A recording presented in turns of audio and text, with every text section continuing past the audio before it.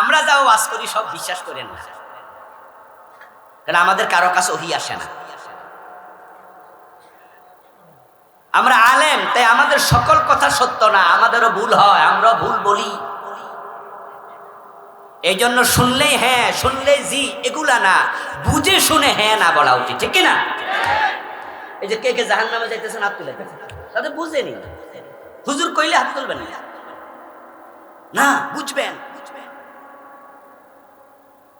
এই না বুঝার কারণে কিছু ভণ্ড ফিরে দেশে মুরিদ খুঁজে পায়, কারণ তাদেরকে হক মনে করে, ঠিক কি নয়? কি ভণ্ড ফিরেরও মুরিদ আছে, ও হুজুর কইছে, আর হুজুর কইলে সব কথা ঠিক লাগে। ফির কইছে ওই পায়ে সেজদা দেন, মাইরা দিছে সেজদা। এটা আক্কল খাটায় না যে সেজদার মালিক তো আল্লাহ। মুসলমানের মাথা আল্লাহ ছাড়া কারো কাছে নত হবে। ধিম ধিম বাজে গণ ধন্যি কবিতা মামাও, হাকিবীর শির দেখা নেহি দেখা এমামা। ইমামা মানে পাগড়ি, কবি নজরুল সেটাকে আমামা বলেছেন। ইমাম হুসাইন রাদিয়াল্লাহু তাআলা আনহুর আলোচনা সাপেক্ষে তিনি বলেছিলেন মহরম কবিতা, ইমাম হুসাইনের বক্তব্য ছিল, এই ইয়াজিদের বাহিনী কল্লা কেটে নিতে পারবা, কিন্তু পাগড়ি নোয়াতে পারবা না, মাথা নোয়াবো না, কল্লা কেটে নিতে পারবা। মুসলমানের মাথা আল্লাহ ছাড়া কারো কাছে নত হয় না, তো পীরের কাছে কেন নত? পীরও তো একজন মানুষ। ওই যে কিছু অবুঝলো হুজুর কইছে, এই জন্য হ্যাঁ সব জায়গায় না, কিছু জায়গায় নাও বলতে শিখতে হবে। যখন দেখবেন যে কোনো আলেম কোরআন বিরোধী কথা বলে, হাদিস বিরোধী কথা বলে, ওই আলেম আমার জন্য দলিল না, দলিল হচ্ছে কোরআন এবং সুন্নাহ। এই চিন্তা মাথায় রাখতে হবে। আল্লাহর ধন রাসূলকে দিয়া আল্লাহ গেছে গায়েব হইয়া, রাসূলের ধন খাজা লইয়া শুইয়া আছে আজমিরে, কেউ ফিরে না খালি হাতে খাজা বাবার দরবারে। হুজুর কইছে, আর কিছু লোক মুস্কি হাসি দিয়া কয় ঠিক কইছে। তাহলে এখন থেকে আমার ওয়াজ যতক্ষণ চলবে বুঝা শুই না হ্যাঁ না কইতে। আবার কিছু চালাক আছে কথা কমুয়ে না, কোনটা কয়ে বিপদে পড়িস। আপনারা জান্নাতে যেতে চান? জাহান্নামে আমরা কেউ যেতে চাই? এখন জান্নাতে চাইলেই তো যাওয়া যায় না রে ভাই, যাওয়ার জন্য দুটি শর্ত দিয়েছেন কে? কোরআনের অসংখ্য আয়াতে। আল্লাহ এমন এক মহান সত্তা, উনি যা বলেন সেটাই চূড়ান্ত, সেটাই ফাইনাল। আল্লাহর কথার মাঝে কোনো হেরফের নাই। জান্নাতে যারা আমরা যেতে চাই, দুটি শর্ত তিনি দিয়েছেন। দুই মানি দুই, দুই মানি এক নয়, দুই মানি দেড় নয়, দুই মানি ফুলে দুই নয়, দুই মানি দুই। তিনি বলেছেন দুইটা শর্ত, এই দুই শর্ত মানলে জান্নাত। এখন বাংলাদেশের লোকেরা অসংখ্য ইমানদার দাবি করে, কিন্তু পাঁচ ওয়াক্ত নামাজ পড়ছে না। আবার নামাজ পড়ছে কিন্তু সাথে নামাজ পড়ছে, ঘোষ না দিলে ফাইলে সিগনেচার করে না। এমন নামাজি ঘোষখোর অফিসার আছে না নাই? হাজী সাহেব হজ করেছে, বোনের হক দেয় না, নিজে জোর করে বোনেরটাও খায়, নিজেরটাও। বিয়ে করছে 40 বছর, দাড়ি পেকে গেছে, এখনো বউয়ের মোহরানা দেয় নাই। কিসের প্রস্তুতি তুমি নিয়েছো জান্নাতে যাওয়ার? ইন্নাল্লাযীনা আমানু ওয়া আমিলুস সালিহাতি কানাত লাহুম জান্নাতুল ফিরদাউসি নুজুলা। নিশ্চয় যারা ঈমান আনবে এবং নেক আমল করবে, এই দুই শর্ত যারা পূর্ণ করবে, লাহুম জান্নাতুন তাজরি মিন তাহতিহাল আনহার, তাদের জন্য আল্লাহ জান্নাতের ঘোষণা দিয়ে রেখেছেন। আল্লাহ এত মহান, তিনি তার কথার কখনো খেলাপ করেন না, তিনি কখনো ওয়াদা ভঙ্গ করে না। এর মানে আমরা যদি দুটি শর্ত পূর্ণ করি, আমরা যে জান্নাত পাবো তাতে কোনো সন্দেহ নাই। তিনি যা বলেন তাই করবেন, আবার তার কথার উল্টা পাল্টা চললে আবার তিনি জান্নাত দেবেন না। যেমন ধরেন তিনি ওযু করার জন্য 4টা ফরজ করছে। ওযুর ফরজ কয়টা? 4টা। ইযা কুমতুম ইলাস সালাতি ফাগসিলু উজুহাকুম ওয়া আইদিয়াকুম ইলাল মারাফিক ওয়ামসাহু বিরুউসিকুম ওয়া আরজুলাকুম ইলাল কাবাইন। উনি বলছে যে তোমরা মুখ ধোও এবং তোমরা হাত ধৌত করো। হাত ধৌত করতে বলে একটু ব্যাখ্যা দিলেন, সেটা হচ্ছে ইলাল মারাফিক, তোমাদের কনুই সহ। এখানে আমাদেরকে ওটা সীমানা দিলেন যে তোমরা কনুই সহ হাত ধৌত করো। এখন হাত ধৌত করতে গিয়ে আপনি এখানে একটু জায়গা ধর নাই, ধরেন সেখানে এই তো একটু সামান্য ওযু হবে, কিছু তো হবে। দেখেন আপনি হিসাবটা, আল্লাহর কথা কত সিরিয়াস। মাসালা হলো, যদি কোনো ব্যক্তি অজুতে হাত ধৌত করতে গিয়া হাতের এই অংশে একটা চুল পরিমাণ জায়গা, পশম পরিমাণ জায়গা শুকনা রাখে, তাহলে তার অজুটা হয়। এমন নয় যে কিছু হয়েছে, হয়ই নাই। আল্লাহ তাআলা রোজা রাখতে বললেন, সেখানে একটু সীমা দিলেন, সুম্মা তিম্মুস সিয়ামা ইলাল লাইল, রোজা যখন রাখবে তোমরা রাত পর্যন্ত রোজা রাখো। সীমা দিলেন রাত, সূর্য ডুবে যখন রাত আসবে তখন। সারাদিন রোজা রাখলেন, কিন্তু বেশি ক্ষুধা লাগার কারণে সূর্য ডোবার 5 মিনিট আগে ইফতার করে নিলেন। মনে মনে ভাবলেন আর 5 মিনিটে না বাকি, 15 ঘন্টা তো রাখছি। আপনি 5 মিনিট আগে যদি জেনে বুঝে ইফতার করে ফেলেন, তাহলে সারা দিনে রোজার সওয়াব পাবেন কতটুকু? অর্ধেক, 80%। কত? তো এই যে রাখলেন সারাদিন, আল্লাহ বলেছে সীমা হলো সূর্য ডোবা, এর 1 মিনিট আগে যদি জেনে বুঝে ইফতার করো, পুরা দিন জিরো, ক্রস চিহ্ন, তুমি শেষ। আল্লাহ যে এত মহান, ওর কথা আর উনার কথার বাহিরে কেউ কিছু বলবে, কেউ কিছু করবে, তিনি তাকে জান্নাত দেবেন না। আবার উনার কথা যে শুনবে, এমন দেয়া দেবেন সে নিয়ে কুলাইতে পারবে না। নবীজি সাল্লাল্লাহু আলাইহি ওয়াসাল্লামের দিকে একটু তাকান। আমরা নবীজিকে কি দেখলাম? বিপদ আর বিপদে ভরা জীবন। জন্মের আগে বাবা নাই, জন্মের 5 বছর পরে মা নাই, 7 বছর বয়সে দাদা নাই, অসহায় হয়ে গেলেন, ইয়াতিম হয়ে গেলেন। তারপরে ধীরে ধীরে আগাচ্ছেন, নবুয়ত পেলেন 40 বছর বয়সে। মক্কার লোকেরা কত অত্যাচার করলো, 3 বছর জেলে ঢুকাইয়া দিল, পাথর মেরে তায়েফে রক্তাক্ত করলো। তারপরে আমরা কি দেখেছি? হিজরত করে মদিনায় চলে গেলেন, মক্কায় থাকার মতো কোনো পরিবেশ নাই। তারপরে পলানোর পথে, হিজরতের পথে যখন তিনি লুকিয়ে লুকিয়ে যাচ্ছিলেন, তখন এমন রিস্ক, তাই 3 দিন একটা গুহার ভিতরে লুকাইয়া ছিলেন। আমার রাসূল চলে গেলেন মদিনায়, মক্কার লোকেরা সেখানে গিয়ে আক্রমণ করলো। আমার রাসূল উহুদের ময়দানে দাঁত ভেঙে ফেললো, কত কষ্ট। কিন্তু আমার আল্লাহ বলছে, ওয়ালা সাওফা ইউতিকা রাব্বুকা ফাতারদা, ও নবী, কষ্টের পরে সুখ আছে। কয়েকদিন পরে আমি এমন নেয়ামত দেব, আপনি খুশি হয়ে যাবেন। পরে এমন নেয়ামত দিল মদিনার প্রেসিডেন্ট। তারপরে কি হলো? আল্লাহ তাআলা প্রিয় নবীকে ওয়ারাফা'না লাকা যিকরাক বললেন, আপনার নাম আমি আমার নামের পাশে বসাইয়া চিরদিন মানুষের কাছে স্মরণীয় করে রাখবো। সুবহানাল্লাহ। আযানের মাঝে রাসূলের নাম আল্লাহ ঢুকায় দিলেন। আযান মদিনায় চালু হয়েছে। কোথায়? আর মায়ের অত্যাচার যত বেশি হচ্ছে, সবচেয়ে বেশি হয়েছে কোথায়? মক্কা।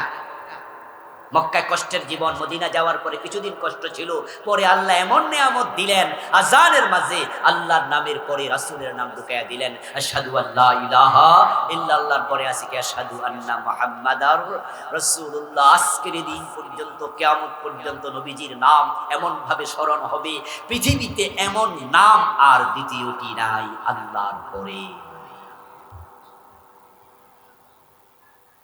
আমার প্রিয় ভাইরা, আল্লাহ তাআলা এত মহান, তার কথা শুনলে তিনি এমন দেন যে দানের আর শেষ নাই।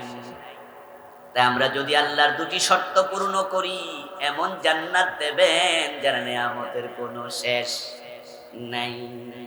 ওয়ালাকুম ফিহা মা তাশতাহি আনফুসুকুম ওয়ালাকুম ফিহা মা তাদউন। এমন জান্নাত আল্লাহ দেবেন যেখানে মনে যা চা তাই পাবেন।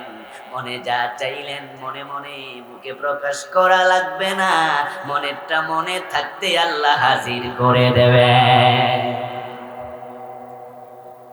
মনেরটা মনে থাকতে হাজির কিভাবে হবে? আপনি তো বলেন নাই, তার উত্তর হচ্ছে মনের খবর আল্লাহ জানেন কিনা। এই ওয়াজ শুনে নবীজি থেকে একজন সাহাবী এরকম মজলিসে রাসূল ওয়াজ করছেন, কথা বলছেন।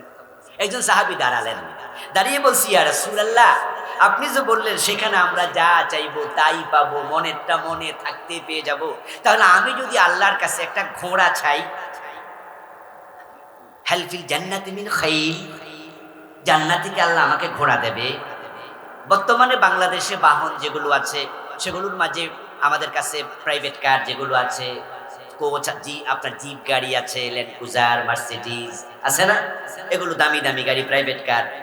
তৎকালীন যুগে কিন্তু প্রাইভেট কার ছিল না, তখন ছিল ওট, গাধা এবং ঘোড়া। এই ওট, গাধা, ঘোড়া এই তিনটা ছিল চলার বাহন। তার মাঝে সবচেয়ে দামি ছিল ঘোড়া, কারণ ঘোড়া দিয়ে চলা যায়, ঘোড়া দিয়ে আবার যুদ্ধ করা যায়। হতে পারে সেই প্রশ্নকারী সাহাবী ধনী মানুষের সন্তান ছিলেন, তিনি ঘোড়ায় চড়তেন, তাই ভাবলেন জান্নাতে কোনো ঘোড়া চাইলে পাবো কি। নবীজি তখন তাকে বললেন, যদি তুমি জান্নাতে যেতে পারো আর আল্লাহর কাছে তুমি চাও এমন ঘোড়া, যে ঘোড়ার পাখা থাকবে আকাশ দিয়ে উড়বে, আল্লাহ তোমাকে ডানাওয়ালা ইয়াকুত পাথরের ঘোড়াও দেবে। চাইতে দেরি, আল্লাহ দিতে দেরি করবে না। জান্নাত এমন এক জায়গা যেখানে যা পাবেন তাই পাবেন, যা চাইবেন তাই পাবেন। এখন এই নিয়ামতপূর্ণ জায়গাটার জন্য এক নাম্বার শর্ত হলো ঈমান। যাওয়ার জন্য সে জান্নাতে দ্বিতীয় শর্ত নেক আমল। এই দুটি আপনি পূর্ণ করুন, মরতে দেরি, জান্নাত পেতে দেরি হবে না। জান্নাত তো প্রস্তুত অলরেডি, শুধু আপনি যাবেন না। যারা শহীদ হয়, আবার বলছি আমি, উত্তর দিয়েন যারা জানেন, যারা শহীদ হয় শাহাদাতের পরে তারা জান্নাতে যাওয়ার জন্য অপেক্ষা করবে না, সাথে সাথে যাবে। অন্য মানুষেরা জান্নাতে যাবে, তাদের রুহুটা জান্নাতের একটা অংশের নাম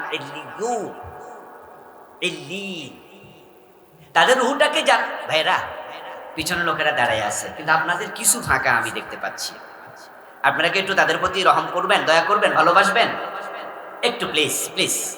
একটু ফাঁকা যদি এক বিগত থাকে, এক বিগতি পূর্ণ করে ফেলেন প্লিজ। এই যে এদিকেও জায়গা আছে, মুরব্বী আপনারা কষ্ট করেন না, একটু একটু চাচা একটু এদিকে চাপেন, হ্যাঁ একটু প্লিজ। জিকির করুন লা ইলাহা ইল্লাল্লাহ।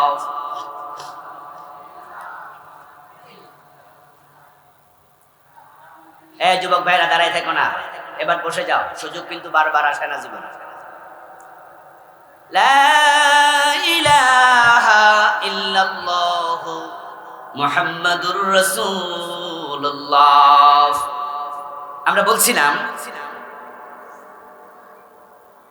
জান্নাতে যাওয়ার জন্য প্রথম শর্ত ঈমান, দ্বিতীয় শর্তের নাম নেক আমল।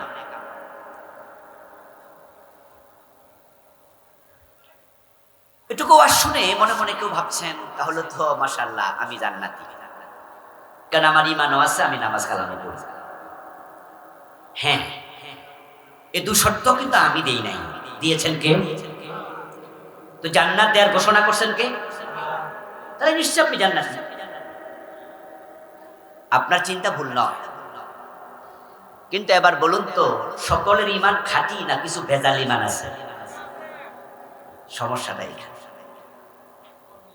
সমস্যাটা এখানে। ঈমান যে আপনি দাবি করলেন, কোরআন মাজিদ আল্লাহ তাআলা বলছেন হাসিবান নাস আন ইউতরাকু আন ইয়াকুলু আমান্না ওয়া হুম লা ইফতানুন। মানুষ কি মনে করছে আমি ঈমান এনেছি এটা বললে আমি ছেড়ে দেব?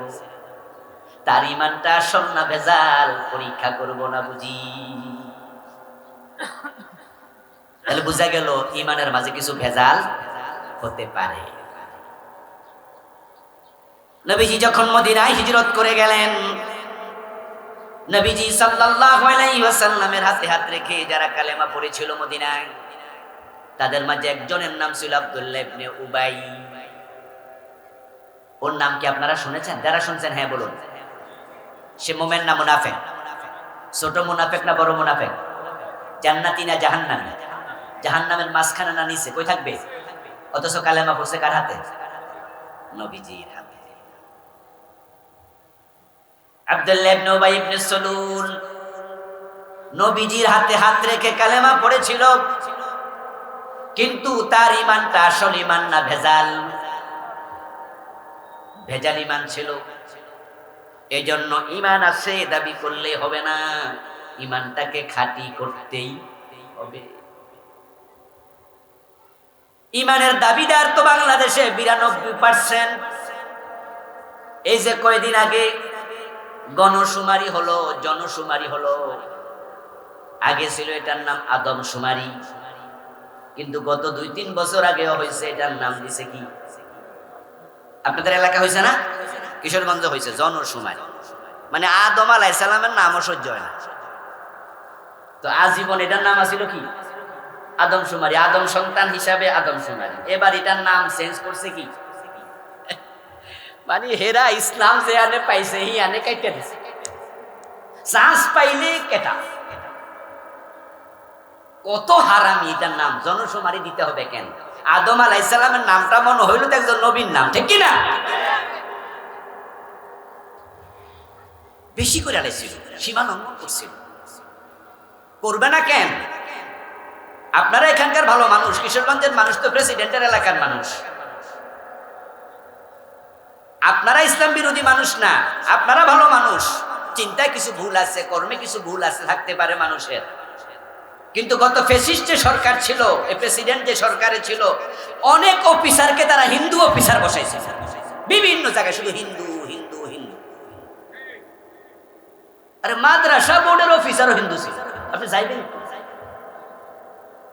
এবার বলুন তো, হিন্দুরা কি আদম আলাইহিস সালাম নাম নিলে খুশি হইব? ইব্রাহিমের নাম নিলে খুশি হইব? ও বেটারা চান্স পাইলে কাটে দিছে, চান্স পাইলে ইসলামে কাটছে। এমন কাটা কাটতেছিল, মাদ্রাসার বইতে মন্দিরের ছবি ঢুকাই দিছে। 2024-এর মাদ্রাসার বই।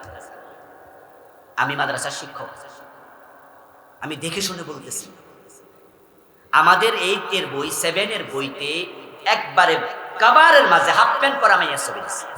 মাদ্রাসার বই, মাদ্রাসার বইয়ের কভারের মাঝে ডোল, তবলা, হারমোনিয়ামের ছবি দিছে। দোস্ত, কোন দিকে যাচ্ছিল? আসলে কি জানেন, এই দেশটাকে শাহজালালের দেশ বলে, বলে না? শাহজালালের বাংলাদেশ কয় না? শাহ মাখদুমের বাংলাদেশ, রহম করো আল্লাহ। এরকম গান আছে না? আমার তো কণ্ঠ ভালো না, এই জন্য গাইলাম না। আসলে শাহজালালের বাংলাদেশ, শাহ মাখদুমের বাংলাদেশ, খান জাহান আলীর বাংলাদেশ। এই দেশটা যে আমরা আলহামদুলিল্লাহ পেয়েছি, মুসলিম দেশ হিসাবে শাহজালালের অবদান আছে না নাই? আর এটা তো কৃষ্ণপুরের দেশ, এটা দুর্গাপুরের দেশ, এটা ব্রাহ্মণবাড়িয়ার দেশ, এটা ব্রাহ্মণপাড়ার দেশ। এখানে কৃষ্ণপুর আর দুর্গাপুরের অভাব নাই।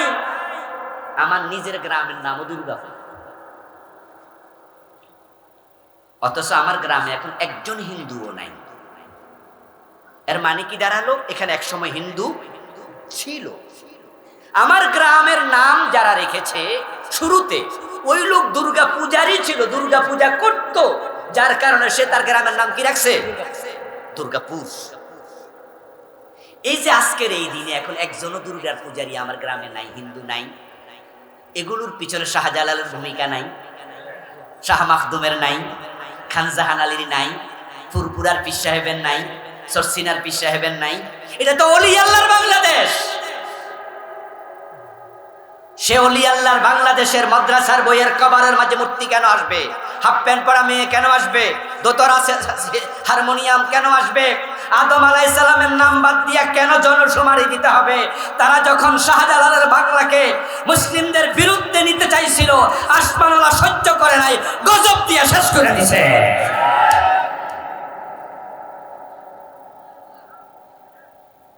জুলাই অভ্যুত্থান হয়েছে, এখন নাম কাম সব শেষ। কারণ আল্লাহর সাথে লাগতে যাইও না।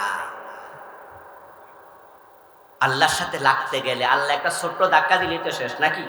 ইন্নামা আমরুহু ইযা আরাদা শাইআন আন ইয়াকুলা লাহু কুন ফায়াকুন। শুধু বলে হ হয়ে যায়, হ হয়ে যায়। উনার ক্ষমতা এত বেশি। এই যে গত 2-3 বছর আগে একটা করোনা গেছে না, এই করোনা কি ইয়েতে কোনো কিশোরগঞ্জ আইছিল না? বাংলাদেশে কোনো জেলা মনে হয় বাদ পড়ে নাই মনে হয়। আমি ভাবছিলাম আবার নদী টদী মতোই আইতে পারছি না, নৌকাত কইরা চলে আইছে। এই করোনায় পৃথিবীর সবচেয়ে বেশি এফেক্টেড দেশ হচ্ছে আমেরিকা। কোন দেশ? পৃথিবীর সবচেয়ে ক্ষমতাধর দেশ কোনটা? খেয়াল করছেন না আল্লাহর খেলা? আমেরিকা পৃথিবীর সবচেয়ে পাওয়ারফুল রাষ্ট্র, কিন্তু নিউ ইয়র্ক শহরে এক দিন 3000, 4000, 5000, 7000 মরে গেছে করোনায়। আমেরিকার মতো এত মানুষ আর পৃথিবীর কোথাও মরে নাই। করোনা শেষ হওয়ার কিছুদিন পরেই আমার আমেরিকার সফর ছিল। যদি আমি গত আগস্টে গিয়েছি, গত 3-4 মাস আগেও গিয়েছিলাম, কনফারেন্স ছিল। করোনা শেষ হওয়ার কিছুদিন পরেই, তখন যাওয়ার সময় করোনার টিকার কার্ড বানাইয়া যেতে হয়েছে। তখন আবার করোনার টিকার কার্ড না থাকলে এয়ারপোর্ট নিত না, আপনার ছাড়তো না। তা আমি নিউ ইয়র্কে প্রোগ্রাম ছিল, পেনসিলভেনিয়া শহর নিউ ইয়র্কের পাশেই। তা আমি আমাদের বাংলাদেশি ভাইদেরকে জিজ্ঞাসা করছিলাম যে করোনার সময় তো সবচেয়ে বেশি এফেক্টেড আপনারা ছিলেন। বললো হ্যাঁ। কেমনে ছিলেন তখন? আমারে বললো হুজুর, লাগাতার কিছুদিন রাস্তায় শিয়াল কুকুর হাঁটতো, আর কেউ নাই। কুকুরও তো এখানে নাই, এত কম। সারা দিন সারা রাত শুধু অ্যাম্বুলেন্সের আওয়াজ, মানুষ মরে আছে, নেয়ার লোক নাই। মনে হচ্ছে ভুতুরে শহর, এই বুঝি কিয়ামতের বিভৎসতা আসতেছে। অথচ করোনা এত ছোট্ট একটা জীবাণু, যেটা খালি চোখে দেখা যায় না। আমেরিকা হলো পৃথিবীর সবচেয়ে পাওয়ারফুল, আর করোনা হলো একটা ছোট রোগ। আল্লাহ এটা দিয়ে বুঝাইছে আমেরিকা পারলে মোকাবেলা কর, পারলে ঠেকা। আল্লাহ দয়া করে যদি করোনা তুলে না নিতেন, ঠেকানোর ক্ষমতা কারোই ছিল না। আদমশুমারির কথা বলতেছিলাম, সেখান থেকে তো এখানে আইছি নাকি? ওরা যখন আদমরাও সহ্য করে নাই, আল্লাহ ছোট্ট একটা ধাক্কা মারছে, আর কিছু না। ওই পোলাপান দিয়া, যে পোলাপানগুলো ওদের বিরুদ্ধে আন্দোলন করলো, আর এগুলোর আন্দোলন দমন করা তো সাবেক প্রধানমন্ত্রীর জন্য কোনো ব্যাপারই না। যেখানে বড় বড় দল বেসুপ করে লাইছে, স্কুল কলেজের পোলাপান কোনো ব্যাপার কিন্তু না, তাদেরকে দিয়ে শেষ হয়ে গেল সবকিছু। কারণটা কিন্তু এখানে নয়, কারণটা অন্য জায়গায়। এই জন্য আপনাকে বলছি, শিক্ষা নেন। আল্লাহর কোরআন, রাসূলের ইসলামের বিরুদ্ধে কখনো অবস্থান নেবেন না। যদি নেন, তাহলে আল্লাহ আরো বড় ধাক্কা দেওয়ার ক্ষমতা আল্লাহর আছে না? না, এমন ধাক্কা দেবেন সহ্যই করতে আর পারবেন না। বলছিলাম জান্নাতে আমরা যেতে চাই। এই জনশুমারির কথা এই জন্যই আসলো। এর আগে মুসলমান ছিল নাকি 90%, এই গত জনশুমারিতে 2% বাড়ছে। এখন বাংলাদেশে মুসলমান হলো 92%। এজন্য আমরা সকলে মনে করি আমরা তো মোমেন, আমরা তো ঈমান। আসলে তা না। এই 92% মুসলমানের ভিতরে কি কাদিয়ানির নাম পড়ে নাই? ভাইরা বলেন না, বাংলাদেশে কাদিয়ানি আসেনি? তো এরার নাম কি হিন্দুর ভিতরে গেছে? কাদিয়ানি কি হিন্দু? ইহুদি, খ্রিস্টান।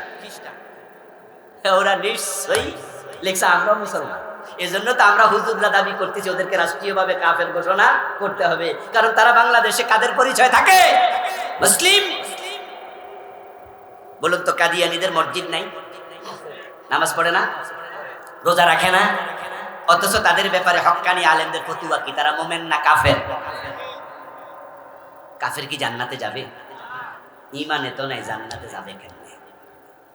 সূরা আল কাহফের 107 এবং 108 নম্বর আয়াতে কারিমাতে আল্লাহ তাআলা মূলত আমাদেরকে জান্নাতের সুসংবাদ দিয়েছেন। তিনি আমাদেরকে বলেছেন যে তোমরা যারা দুটি কাজ করবে আমি তাদেরকে জান্নাতুল ফেরদাউস দেব। সুবহানাল্লাহ পড়ে। জান্নাতের মাঝে সবচেয়ে বড় জান্নাতের নাম কি? ফেরদাউস। ইন্নাল্লাযীনা আমানু ওয়া আমিলুস সালিহাতি কানাত লাহুম জান্নাতুল ফিরদাউসি নুজুলা। দুটি কাজ করলে আল্লাহ তাআলা জান্নাতুল ফিরদাউস দেবেন, সবচেয়ে বড়টা দেবেন। কারণ আল্লাহ তো অনেক বড়, ঠিক না? আল্লাহু আকবার ওয়া রাব্বাকা ফাকাব্বির। মুয়াজ্জিন কানে আঙ্গুল দিয়ে দিনে 5 বার আল্লাহর বড়ত্বের ঘোষণা দেয়, আল্লাহ মহান। এবং আল্লাহ তাআলা বলছেন ওয়া রাব্বাকা ফাকাব্বির, তোমরা তোমাদের রবের বড়ত্ব ঘোষণা করো। আল্লাহ তাআলা যেহেতু বড়, আল্লাহর মনও বড়। এজন্য আল্লাহ আমাদেরকে ছোট মোটো জান্নাতের কথা বলে নাই, বলছে সবচেয়ে বড় জান্নাত জান্নাতুল ফিরদাউস তিনি দেবেন যদি আমরা দুটি কাজ করি। আচ্ছা, যে জান্নাত আল্লাহ দেয়ার ঘোষণা দিলেন, ওই জান্নাত কি আল্লাহ বানাবেন না বানিয়ে ফেলেছেন? মাশাআল্লাহ, মেসেজ আপনাদের কাছে ক্লিয়ার। আল্লাহ কিন্তু জান্নাত অলরেডি প্রস্তুত করে ফেলেছেন। এখন জান্নাত যেহেতু আল্লাহ রেডি রাখছে, জান্নাতে যারা যাবে, যাওয়ার জন্য আমাদের প্রস্তুতি নেওয়া দরকার আছে কিনা? আরে ভাই, এটা বিয়ে বাড়ির দাওয়াতে গেলে তো একটা প্রস্তুতি নিয়ে যাওয়া লাগে। আপনার পাশে বাজার, বাজারেও যদি আপনি কোনো কারণে আসেন, প্রস্তুতি ছাড়া আসেন, আপনি একটা মোমবাতি কিনলেও তো 10 টাকা পকেটে নিয়ে আসেন। তো আল্লাহর জান্নাতে আমরা যারা যেতে চাই, প্রস্তুতি নেওয়া দরকার নাই? আজকে ফজরের নামাজ যারা পড়ে নাই, তারা প্রস্তুতি নিছে তো? কিন্তু আপনি জিজ্ঞাসা করেন বেহেশতে যাবেন, দেখবেন যে মুস্কি হাসি দিয়া বলবো চলেন, মানে মনে হয় যেন চান্স পাইলে এখনই যাই, কিন্তু নামাজ পড়ে নাই। আমার প্রিয় ভাইয়েরা, আল্লাহর জান্নাত আল্লাহ তাআলা বানিয়েছেন, তিনি প্রস্তুত করে ফেলেছেন। এখন সেই জান্নাতে যাওয়ার জন্য আমাদেরকে প্রস্তুতি নিতেই হবে।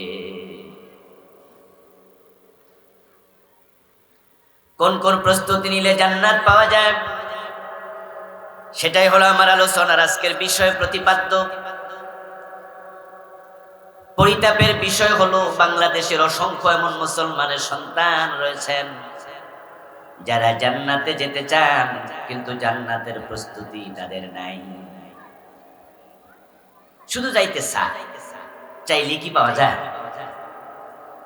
চাইলে পাওয়া যায় না।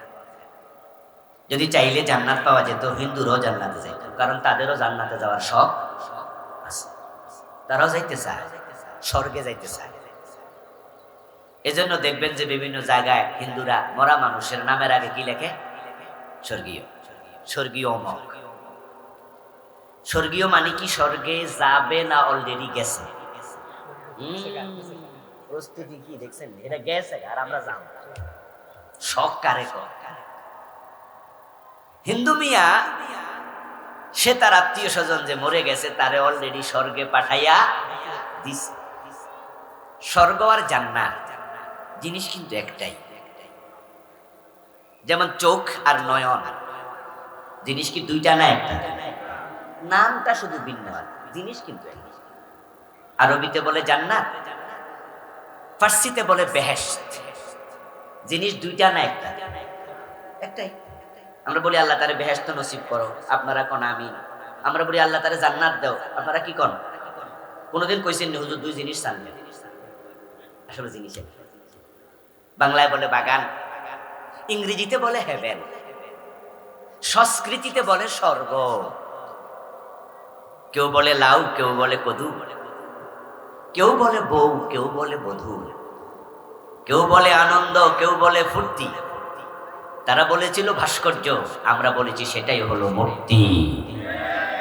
সে আন্দোলন মনে আছে তো? আমরা বাংলাদেশে মূর্তি বিরোধী আন্দোলন করেছি, কারণ বাংলাদেশের বিভিন্ন জায়গায় গত ফ্যাসিস্ট সরকার শুধু মূর্তি বসাইছে, শুধু মূর্তি।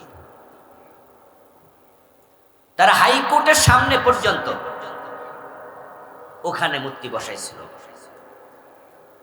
একটা কালো দেবতার মূর্তি বসাইছিল।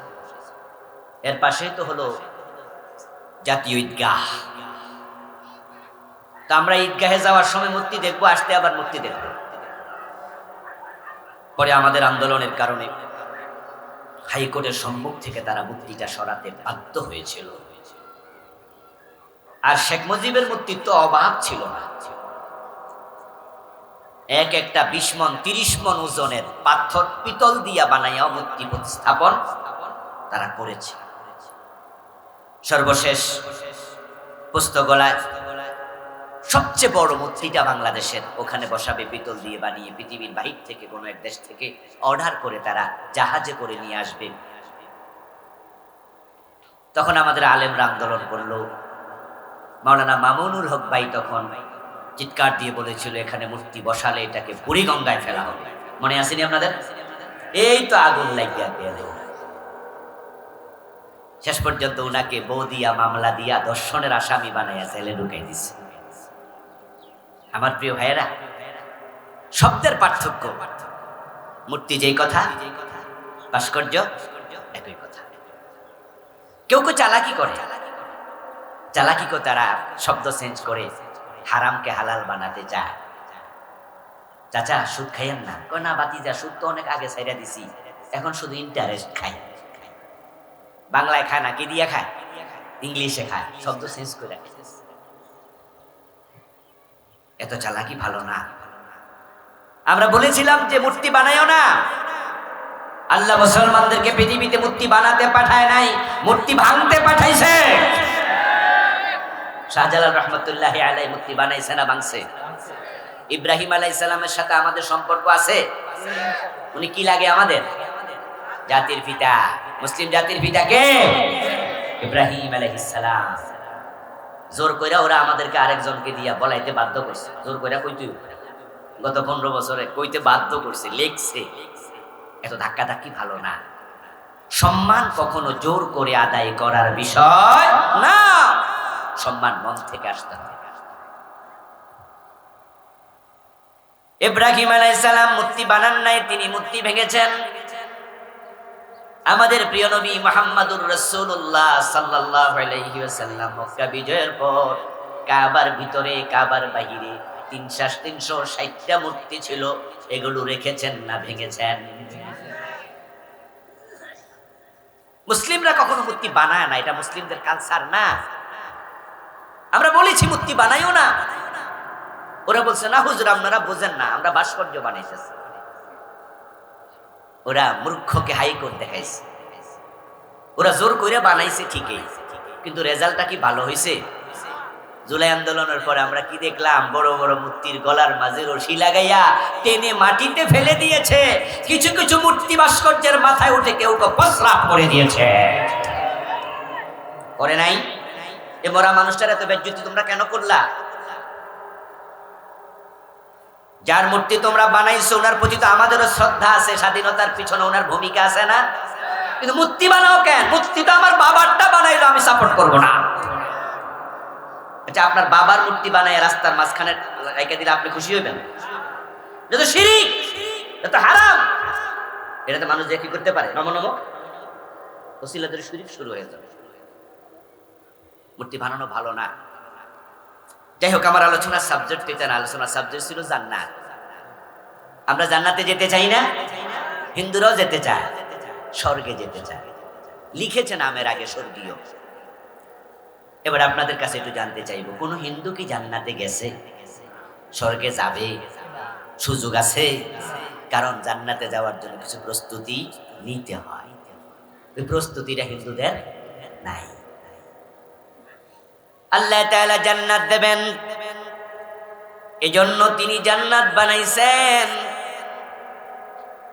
খালিদিনা ফিহা লা ইয়াবগুনা আনহা হিওয়ালা। এবং তিনি বলছেন ওই জান্নাতে যে যাবে সে চিরকাল থাকবে, কোনোদিন জান্নাত থেকে বের হতে চাইবেও না। চির সুখের জায়গার নাম জান্নাত। আপনারা যারা এই সিংপুরবাসী এলাকার মানুষ, আপনাদের কেউ কেউ খুব কষ্টে আছে। আমি দেখেছি আসতে যে রাস্তার পাশে নদীর পাশে দেখলাম কিছু জায়গায় ব্যারিকেড দেয়া, বস্তা দিয়া। তো যারা আমাকে নৌকায় করে আনছিলেন তাদেরকে জিজ্ঞাসা করছিলাম, তারা বললেন যে হুজুর নদী ভাঙ্গন। এই যে একটা প্রাইমারি স্কুল দেখলাম, বললো যে এটা কিন্তু এখানে নদীটা চলে আসছে, এটা আরো অনেক ওদিকে ছিল। ঠিক একইভাবে বাড়িঘর ভেঙে নিয়ে গেছে এমন লোককে আপনাদের এখানে আছে না, যাদের বাড়িঘর ছিল ভেঙে নিয়ে গেছে। বসত ভিটারা যাদের চলে যায়, ভাই আগুনে লাগলে পুড়ে যায়, কমপক্ষে ভিটিটা তো থাকে। কিন্তু নদীর ভাঙ্গন এত মারাত্মক, ভিটিটা পর্যন্ত। আচ্ছা, যাদের বাড়িঘর ভেঙে গেছে আবার জায়গা কেনার মতো টাকা সবার কি সমান থাকে? অতটুকুই ভিটি ছিল, এটাই শেষ সম্বল ছিল, এটা নদীতে ভেঙে নিয়ে গেল। এই যে আপনি গরিব মানুষ, আপনার থাকার জায়গাটাও নাই, কত কষ্টে আপনি আছেন, অথচ আপনাকে যে আল্লাহ বানাইছে সে আল্লাহ গরিব না ধনী। এ ধনী আল্লাহর বান্দা এত কষ্টে থাকবে, এটা তো আল্লাহ পছন্দ করে না। আল্লাহ তো অনেক ধনী, হুয়াল গানি। এই জন্য তিনি যারা দুটা শর্ত মানবে তাদেরকে এমন এক জান্নাত দেবে যে জান্নাতে আর নদী ভাঙ্গন নাই। ওখানে ঢুকলে আগুন আর লাগবে না, ওখানে লস নাই, বরং ওখানে যাওয়ার পরে আপনি এত খুশি হবেন যে আপনি সেদিন পরিতৃপ্ত হয়ে যাবেন। সুবহানাল্লাহ, আপনি আনন্দে সেদিন গদগদ হয়ে যাবেন। তাই দুনিয়ার এই কয়দিন একটু কষ্ট করেন, দুটা শর্ত পূর্ণ করেন, মাত্র দুটি শর্ত। ইন্নাল্লাযীনা আমানু ওয়া আমিলুস সালিহাতি লাহুম জান্নাতুন তাজরি মিন তাহতিহাল আনহার। সূরা বুরুজের 11 নম্বর আয়াত, সূরা আল কাহফের 107, সূরা বুরুজের 111। এভাবে কোরআনের আরো কত আয়াত একই কথা আল্লাহ বারবার বলেছেন, দুটি কাজ করো, করলে আমি তোমাদের জন্য সেই চির সুখের জান্নাত বরাদ্দ দিয়ে দেব। মরার পরে হয়তো জান্নাত, আর জান্নাতে না গেলে আরেকটা জায়গা আছে, সেটার নাম কি? জাহান্নাম। এই দুটা জিনিস যে আছে, এটার ব্যাপারে সকলের কি বিশ্বাস আছে? তো হালকা হালকা না সিরিয়াস? এমন হইতেও পারে নাকি, এরকম নাকি? আমাদের দেশে তো কেউ কেউ এটা কয়। একজন ডাক্তার ছিল, মরে গেছে, নাম বললাম না। একসময় তিনি নাস্তিক ছিলেন, নাম বললে আপনারা এখানে হয়তো 90% লোকে চিনে ফেলবেন, মরছেও মাত্র 1.5-2 বছর হলে। একসময় তিনি নাস্তিক ছিলেন, পরে উনি আলহামদুলিল্লাহ কিছুটা আস্তিক হয়েছিলেন, এবং মরার আগে তিনি কায়দা পড়েছিলেন, কোরআন শিখতে চেয়েছিলেন। এটাও ভিডিওতে আমরা দেখলাম যে তিনি একজন হুজুরের কাছে কায়দা পড়ছেন, এটার ভিডিও দিয়েছে হুজুর। ওনার ব্যাপারে আমি জানি, ওনাকে একবার আমার কিছু পরিচিত ভাই রমাদান উপলক্ষে কিছু গিফট দিতে গিয়েছিল। তো যায় নামাজ নিয়েছে, খেজুর নিয়েছে, আতর নিয়েছে, এরপর আরো কিছু উপাদান, কিছু জামা কাপড় ওনার জন্য গিফট দিয়েছে। উনি কোটি কোটি টাকার মালিক, বিশাল এক হাসপাতাল ঢাকাতে সাভারে ওনার বিশাল এক হাসপাতাল উনি দিয়েছেন। উনিও ডাক্তার ছিলেন, তো উনি সবকিছু রাখছে, জায়নামাজটা রাখে নাই। উনি ওদেরকে জায়নামাজটা ফিরে দিয়ে বলছে, আমি তো নামাজ পড়ি না, এটা আমার কাছে রাখতে কোনো লাভও নাই, এজন্য এটা নষ্ট হবে, এটা অন্য কারণে দিয়ে দিও তোমরা। এই ছিল উনি। তো উনাকে একবার জিজ্ঞাসা করছে সাংবাদিক আখেরাতের ব্যাপারে, আল্লাহর ব্যাপারে। উনি বলছে, হ্যাঁ আল্লাহ থাকলে থাকতেও পারে। এর মানে এক সময় ছিল পুরা নাস্তিক, তখন বলছে আল্লাহ নাই, এই ছিল তারাই ঢোল। পরবর্তীতে কিছু আস্তিক হয়েছে, এক সাক্ষাৎকারে বলতেছে থাকলে, আরে কথা কয় না কেন সিংপুরের লোকেরা, কি বলছে? থাকলে। এর মানে এখনো পুরা শিউর না।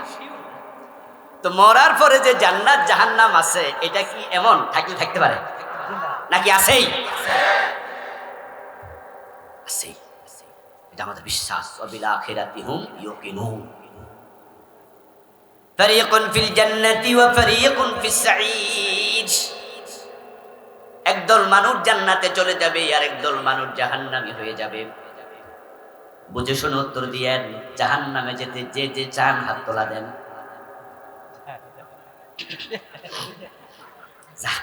তাহলে জাহান্নামও খালি থাকবো না, বোঝা গেল। আমি ভাবছিলাম সিংপুর এলাকার কেউ জাহান্নামে যাবে না, এই জন্য আগে কইছিলাম বুঝে শুনে উত্তর দিয়ে, ভুলে যেন আবার না উত্তর দেন। কিন্তু দেখি কিছু লোকের শখ আছে। কি জাহান্নামে যেতে চান? তাইলে হাত তুলছেন কি আছে, বোঝেন নাই? আচ্ছা বুঝছি। শোনেন, আমরা যাও ওয়াজ করি সব বিশ্বাস করেন না, কারণ আমাদের কারো কাছে ওহী আসে না। আমরা আলেম, তাই আমাদের সকল কথা সত্য না, আমাদেরও ভুল হয়, আমরা ভুল বলি। এই জন্য শুনলেই হ্যাঁ, শুনলেই জি, এগুলা না, বুঝে শুনে হ্যাঁ না বলা উচিত, ঠিক কিনা? এই যে কে কে জাহান্নামে যাইতেছেন হাত তুলে দেন, তাদের বুঝেনি। হুজুর কইলে হাত তুলবেন না, বুঝবেন। এই না বুঝার কারণে কিছু ভণ্ড ফিরে দেশে মুরিদ খুঁজে পায়, কারণ তাদেরকে হক মনে করে, ঠিক কি নয়? কি ভণ্ড ফিরেরও মুরিদ আছে, ও হুজুর কইছে, আর হুজুর কইলে সব কথা ঠিক লাগে। ফির কইছে ওই পায়ে সেজদা দেন, মাইরা দিছে। একটু আক্কল খাটায় না যে সেজদার মালিক তো আল্লাহ। মুসলমানের মাথা আল্লাহ ছাড়া কারোর কাছে নত হবে? ধিম ধিম বাজে গণতন্ত্র পিতা মামাও, হাকিবীর শির দেখা নেহি দেখা এমামা। ইমামা মানে পাগড়ি, কবি নজরুল সেটাকে আমামা বলেছেন। ইমাম হুসাইন রাদিয়াল্লাহু তাআলা আনহুর আলোচনা সাপেক্ষে তিনি বলেছিলেন মহরম কবিতা, ইমাম হুসাইনের বক্তব্য ছিল, এই ইয়াজিদের বাহিনী কল্লা কেটে নিতে পারবা কিন্তু পাগড়ি নোয়াতে পারবা না, মাথা নোয়াবো না, কল্লা কেটে নিতে পারবা। মুসলমানের মাথা আল্লাহ ছাড়া কারো কাছে নত হয় না, তো পীরের কাছে কেন নত? পীরও তো একজন মানুষ। ওই যে কিছু অবুঝ লোক হুজুর কইছে, এই জন্য হ্যাঁ সব জায়গায় না, কিছু জায়গায় নাও বলতে শিখতে হবে। যখন দেখবেন যে কোনো আলেম কোরআন বিরোধী কথা বলে, হাদিস বিরোধী কথা বলে, ওই আলেম আমার জন্য দলিল না, দলিল হচ্ছে কোরআন এবং সুন্নাহ। এই চিন্তা মাথায় রাখতে। আল্লাহর ধন রাসূলকে দিয়া আল্লাহ গেছে গায়েব হইয়া, রাসূলের ধন খাজা লইয়া শুইয়া আছে আজমিরে, কেউ ফিরে না খালি হাতে খাজা বাবার দরবারে। হুজুর কইছে আর কিছু লোক মুস্কি হাসি দিয়া কয় ঠিক কইছে। তাহলে এখন থেকে আমার ওয়াজ যতক্ষণ চলবে বুঝা শুই না হ্যাঁ না কইতে। আবার কিছু চালাক আছে কথা কমুয়ে না, কোনটা কয়ে বিপদে পড়িস। আপনারা জান্নাতে যেতে চান? জাহান্নামে আমরা কেউ যেতে চাই? এখন জান্নাতে চাইলেই তো যাওয়া যায় না রে ভাই, যাওয়ার জন্য দুটি শর্ত দিয়েছেন কে? কোরআনের অসংখ্য আয়াতে। আল্লাহ এমন এক মহান সত্তা, উনি যা বলেন সেটাই চূড়ান্ত, সেটাই ফাইনাল। আল্লাহর কথার মাঝে কোনো হেরফের নাই। জান্নাতে যারা আমরা যেতে চাই, দুটি শর্ত তিনি দিয়েছেন। দুই মানি দুই, দুই মানি এক নয়, দুই মানি দেড় নয়, দুই মানি ফুলে দুই নয়, দুই মানি দুই। তিনি বলেছেন দুইটা শর্ত, এই দুই শর্ত মানলে জান্নাত। এখন বাংলাদেশের লোকেরা অসংখ্য ইমানদার দাবি করে, কিন্তু পাঁচ ওয়াক্ত নামাজ পড়ছে না। আবার নামাজ পড়ছে কিন্তু সাথে ছিল, পরে আল্লাহ এমন নিয়ামত দিলেন, আজানের মাঝে আল্লাহর নামের পরে রাসূলের নাম ঢুকাইয়া দিলেন। আশহাদু আল্লা ইলাহা ইল্লাল্লাহর পরে আছে কি আশহাদু আন্না মুহাম্মাদার রাসূলুল্লাহ। আজকের দিন পর্যন্ত, কিয়ামত পর্যন্ত নবীজির নাম এমন ভাবে স্মরণ হবে, পৃথিবীতে এমন নাম আর দ্বিতীয়টি নাই আল্লাহর পরে। আমার প্রিয় ভাইরা, আল্লাহ তাআলা এত মহান, তার কথা শুনলে তিনি এমন দেন যে দানের আর শেষ নাই। তাই আমরা যদি আল্লাহর দুটি শর্ত পূর্ণ করি, এমন জান্নাত দেবেন যার নিয়ামতের কোনো শেষ নাই। ওয়ালাকুম ফিহা মা তাশতাহি أنفسكم ولكم فيها ما تدعون এমন জান্নাত আল্লাহ দেবেন যেখানে মনে যা চা তাই পাবেন মনে যা চাইলেন মনে মনে মুখে প্রকাশ করা লাগবে না মনেরটা মনে থাকতে আল্লাহ হাজির করে দেবেন মনেরটা মনে থাকতে হাজির কিভাবে হবে আপনি তো বলেন নাই তার উত্তর হচ্ছে মনের খবর আল্লাহ জানেন কিনা এই ওয়াজ শুনে নবীজি থেকে একজন সাহাবী এরকম মজলিসে রাসূল ওয়াজ করছেন কথা বলছেন একজন সাহাবী দাঁড়ালেন দাঁড়িয়ে বলছি ইয়া রাসূলুল্লাহ আপনি যে বললেন সেখানে আমরা যা চাইবো তাই পাবো মনেরটা মনে থাকতে পেয়ে যাব তাহলে আমি যদি আল্লাহর কাছে একটা ঘোড়া চাই হাল ফিল জান্নাতি মিন খাইল জান্নাতে কি আল্লাহ আমাকে ঘোড়া দেবে বর্তমানে বাংলাদেশে বাহন যেগুলো আছে সেগুলোর মাঝে আমাদের কাছে প্রাইভেট কার যেগুলো আছে কোচ আপনার জিপ গাড়ি আছে ল্যান্ড ক্রুজার মার্সিডিজ আছে না এগুলো দামি দামি গাড়ি প্রাইভেট কার তৎকালীন যুগে কিন্তু প্রাইভেট কার ছিল না তখন ছিল ওট গাধা এবং ঘোড়া এই ওট গাধা ঘোড়া এই তিনটা ছিল চলার বাহন তার মাঝে সবচেয়ে দামি ছিল ঘোড়া কারণ ঘোড়া দিয়ে চলা যায় ঘোড়া দিয়ে আবার যুদ্ধ করা যায় হতে পারে সেই প্রশ্নকারী সাহাবী ধনী মানুষের সন্তান ছিলেন তিনি ঘোড়ায় চড়তেন তাই ভাবলেন জান্নাতে কোনো ঘোড়া চাইলে পাবো কি নবীজি তখন তাকে বললেন যদি তুমি জান্নাতে যেতে পারো আর আল্লাহর কাছে তুমি চাও এমন ঘোড়া যে ঘোড়ার পাখা থাকবে আকাশ দিয়ে উড়বে আল্লাহ তোমাকে ডানাওয়ালা ইয়াকুত পাথরের ঘোড়াও দেবে চাইতে দেরি আল্লাহ দিতে দেরি করবে না জান্নাত এমন এক জায়গা যেখানে যা পাবেন তাই পাবেন যা চাইবেন তাই পাবেন এখন এই নিয়ামতপূর্ণ জায়গাটার জন্য এক নাম্বার শর্ত হলো ঈমান যাওয়ার জন্য সে জান্নাতে দ্বিতীয় শর্ত নেক আমল এই দুটি আপনি পূর্ণ করুন মরতে দেরি জান্নাত পেতে দেরি হবে না জান্নাত তো প্রস্তুত অলরেডি শুধু আপনি যাবেন না যারা শহীদ হয় আবার বলছি আমি উত্তর দিয়েন যারা জানেন যারা শহীদ হয় শাহাদাতের পরে তারা জান্নাতে যাওয়ার জন্য অপেক্ষা করবে না সাথে সাথে যাবে Yes. অন্য মানুষেরা জান্নাতে যাবে তাদের রূহটা জান্নাতের একটা অংশের নাম ইল্লিয়্যিন তাদের রূহটাকে ভাইরা পিছনের লোকেরা দাঁড়ায় আছে কিন্তু আপনাদের কিছু ফাঁকা আমি দেখতে পাচ্ছি আপনারা কি একটু তাদের প্রতি রহম করবেন দয়া করবেন ভালোবাসবেন একটু প্লিজ প্লিজ একটু ফাঁকা যদি এক বিগত থাকে এক বিগতি পূর্ণ করে ফেলেন প্লিজ এই যে এদিকেও জায়গা আছে মুরব্বী আপনারা কষ্ট করেন না একটু একটু চাচা একটু এদিকে চাপেন হ্যাঁ একটু প্লিজ জিকির করুন লা ইলাহা ইল্লাল্লাহ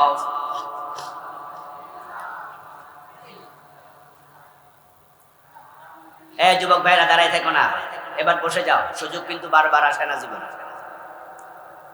লা ইলাহা ইল্লাল্লাহ মুহাম্মাদুর রাসূলুল্লাহ আমরা বলছিলাম জান্নাতে যাওয়ার জন্য প্রথম শর্ত ঈমান দ্বিতীয় শর্তের নাম নেক আমল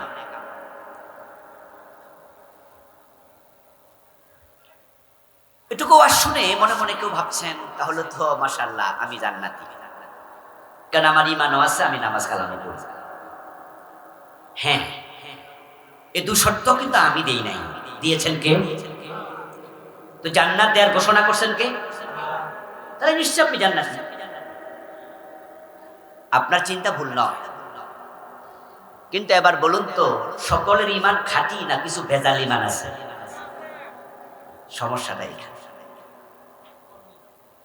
এখানে ঈমান যে আপনি দাবি করলেন কোরআন মাজিদ আল্লাহ তাআলা বলছেন হাসিবান নাস আন ইউতরাকু আন ইয়াকুলু আমান্না ওয়া হুম লা ইফতানুন মানুষ কি মনে করছে, আমি ইমান এনেছি এটা বললে আমি ছেড়ে দেব? তার ইমানটা আসল না ভেজাল, পরীক্ষা করব না বুঝি? তাহলে বোঝা গেল ইমানের মাঝে কিছু ভেজাল হতে পারে।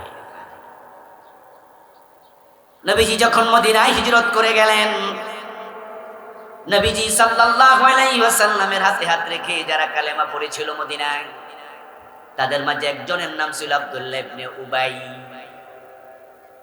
ওর নাম কি আপনারা শুনেছেন? যারা শুনছেন হ্যাঁ বলুন। সে মুমিন না মুনাফিক?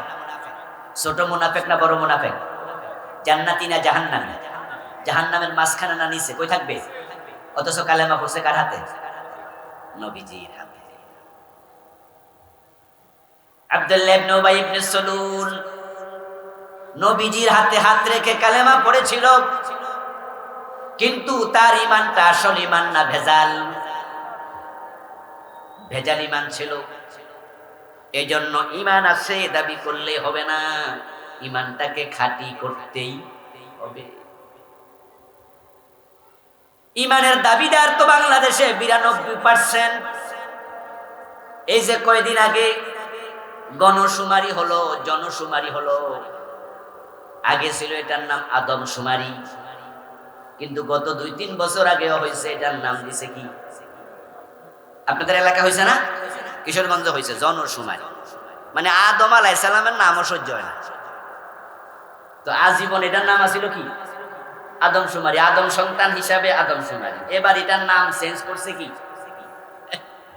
মানে হেরা ইসলাম যে আনে পাইছে হি আনে কাইতে দিছে, চান্স পাইলে কেটা। কত হারামি এটার নাম জনশুমারি দিতে হবে কেন? আদম আলাইহিস সালামের নামটা মনে হইল তো একজন নবীর নাম, ঠিক কি না? বেশি করে আলাইছিল, সীমা লঙ্ঘন করছিল।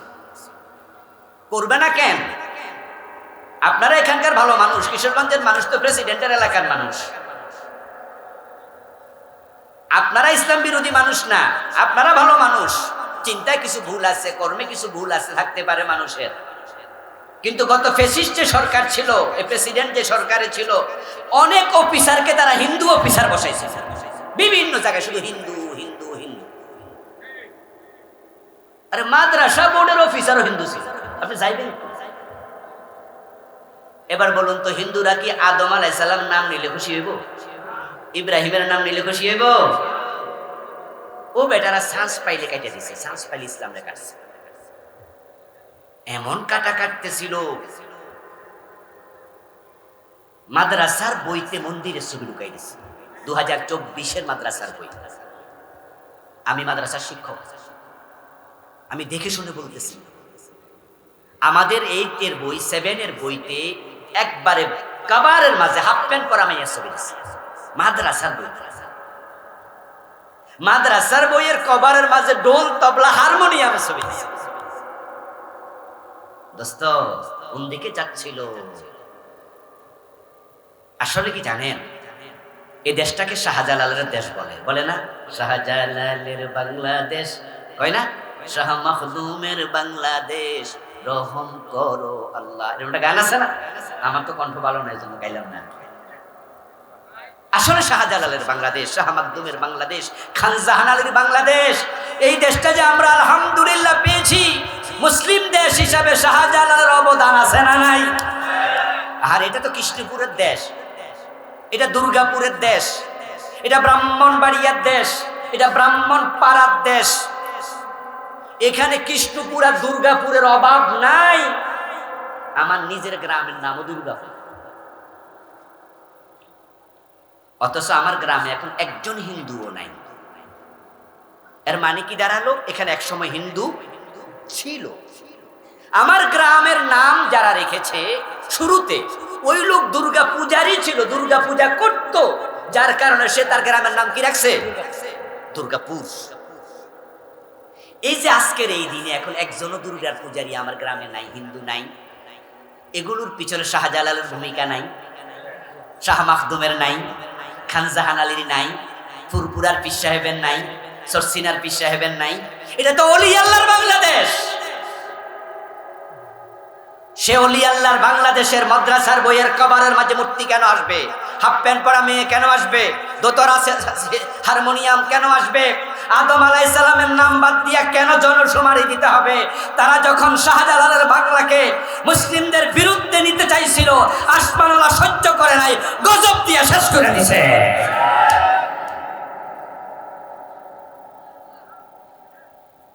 জুলাই অভ্যুত্থান হয়েছে, এখন নাম কাম সব শেষ। কারণ আল্লাহর সাথে লাগতে যাইও না।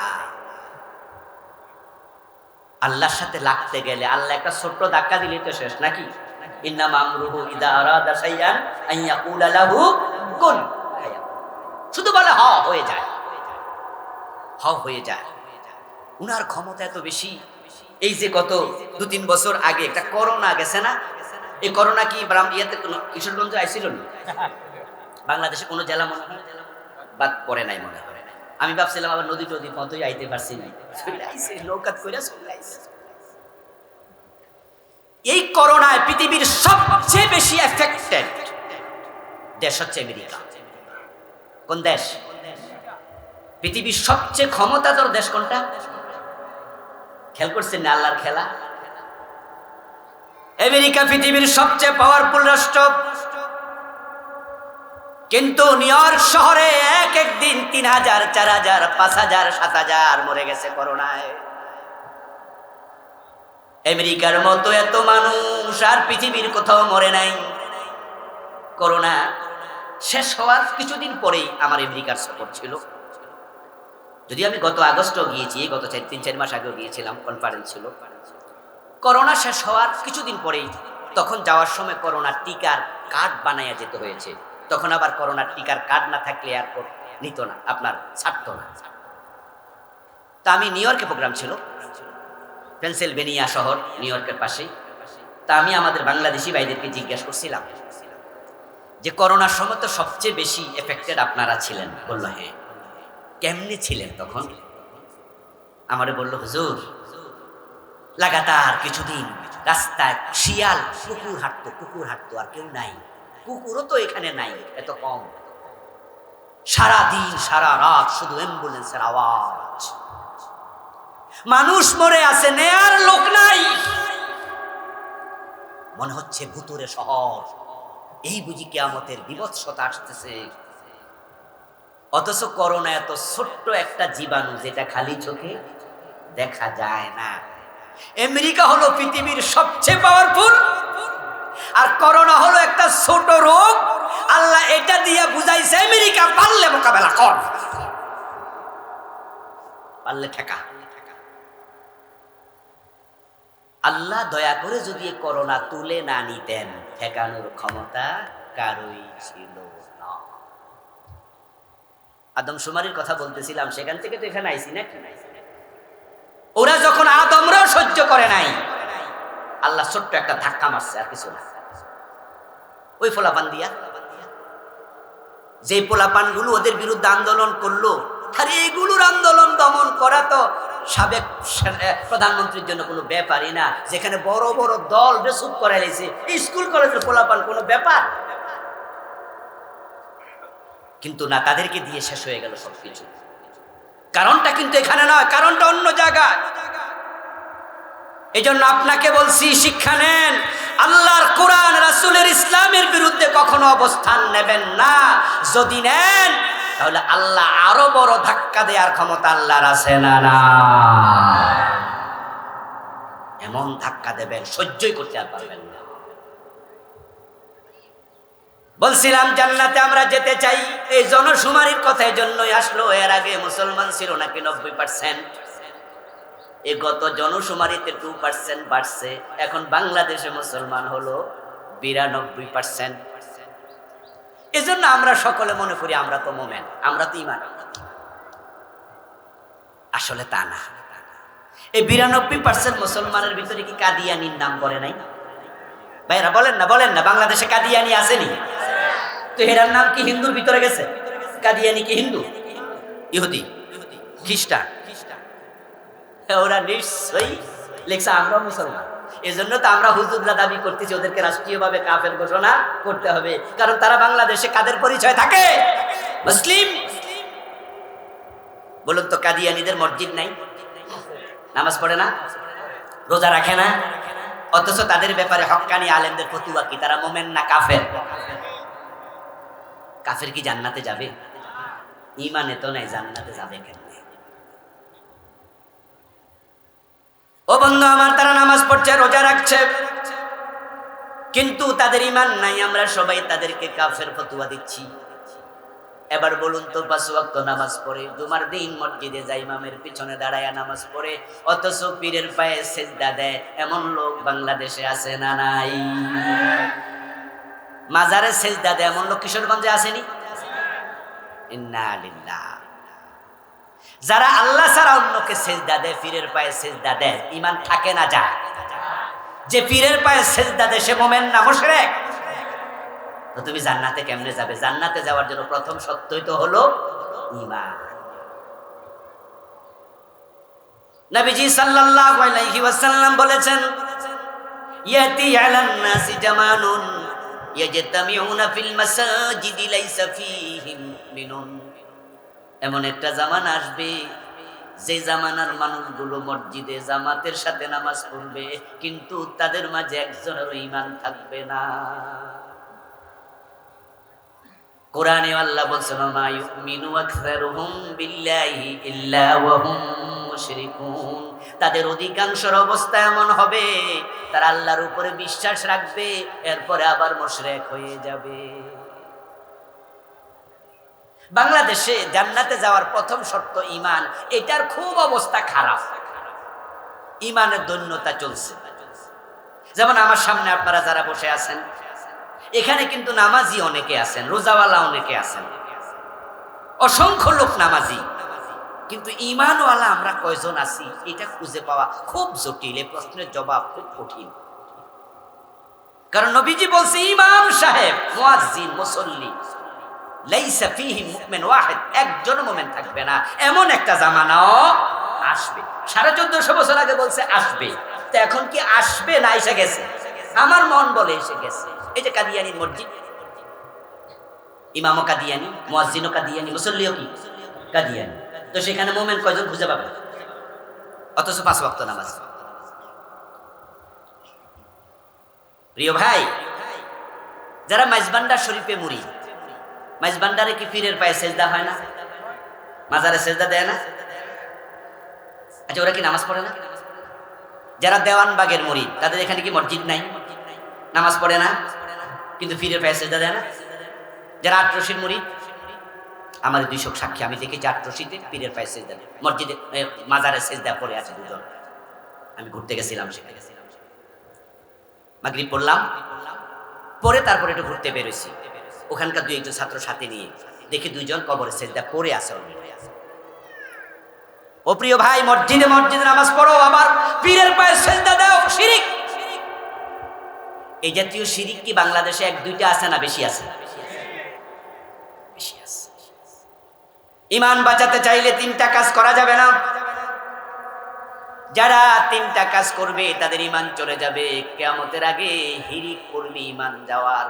নবীজি বলছেন, তাকুনু বাইনাস সাআতি ফিতানুন কাকিতাইল লাইলিল মুসলিম ইউসবিহু ফীহা আর-রাজুলু মুমিনান ফায়ুমসি কাফিরা ওয়া ইউমসি মুমিনান ফায়ুসবিহু কাফিরা ওয়া ইয়াবিউ আকওয়ামুন দীনাহুম বিআরাদিন মিনাদ দুনিয়া।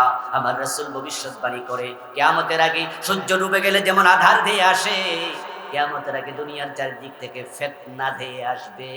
ওই ফিতনার যুগে মানুষ সকাল বেলায় মুমিন, সন্ধ্যা বেলায় কাফের হবে। মানুষ সকাল বেলায় মুমিন থাকবে, সন্ধ্যা বেলায় কাফের হবে। এমন কথা বলবে যে কথা ঈমান শেষ, সে বোঝে না ঈমান জেগেছে, কারণ সে কুফরি নিয়ে পড়ে না, শিরিক নিয়ে পড়ে না। এলেম শিখা ফরজ, এলেম আগে না আমল আগে? মাশাআল্লাহ, কথা বলেন, এলেম আগে না আমল আগে? এই জন্য কোরআনের প্রথম আয়াত নাযিল করছে আল্লাহ, ইকরা ইকরা বিসমি রাব্বিকাল্লাযী। ইকরা শব্দের অর্থ কি? পড়লে জানবা, আগে জানো তারপরে মানো।